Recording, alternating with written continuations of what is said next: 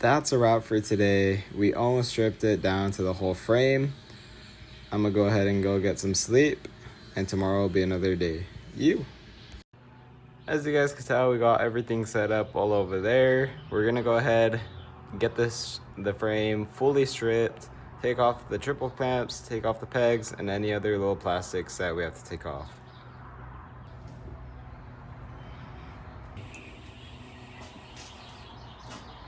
I've never taken off triple clamps before, so no top clamps, so hammer it up.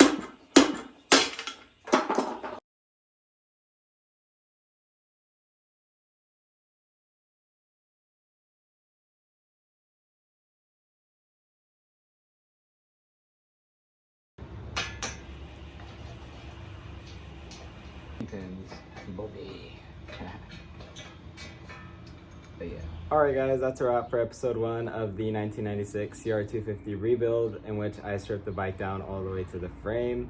Stay tuned for the next couple of videos in which I will be rebuilding the motor and the rest of the bike. I hope you guys enjoyed the video and the editing skills as well. If you guys didn't enjoy, let me know in the comments so that I can tell the editor.